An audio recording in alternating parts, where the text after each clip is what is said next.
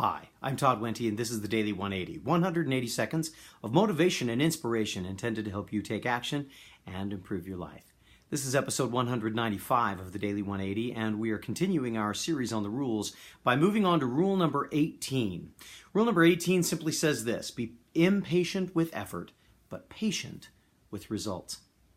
You know, a lot of times as we're looking at the things that we're trying to bring about in our lives, especially as we start talking about the ideals that we are trying to reach toward, it can be very seductive to get upset, to get impatient with ourselves if we are not seeing change happen on our time frame.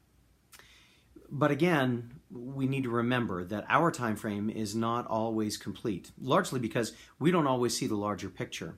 And I'm not talking about it from a mystical sense or from a universal sense, something that stops us from being able to grow faster or something that we're not doing about growing fast enough, just that sometimes we think we may be doing everything that is necessary when the reality is we still don't know all of the pieces that are involved.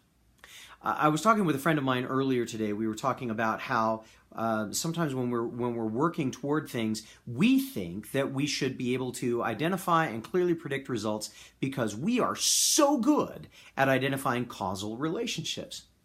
You know, many of us that have been raised in a scientific era, especially those of us who have been trained with a scientific mind, are always looking for causation. We see something, we see two things happen, we see one happen first, the other happen second, we establish causation, and we say, aha, if I do enough of this, then this will obviously happen. The problem is when we're working with people, when we're working with life, what we may see as the first event and the second event may not be the causal factor. These may be correlational factors. There may be a myriad of other factors that are causing or that are contributing to the cause.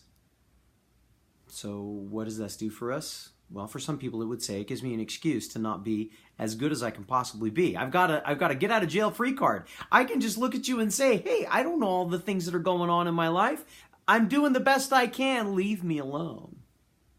I turn around and say to myself instead, I may not know all the things that are going on, so let's be patient with the results. Let's be patient with the time that it takes for those results to manifest themselves.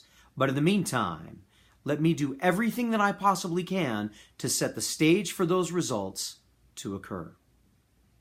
Be impatient with effort, but patient with results.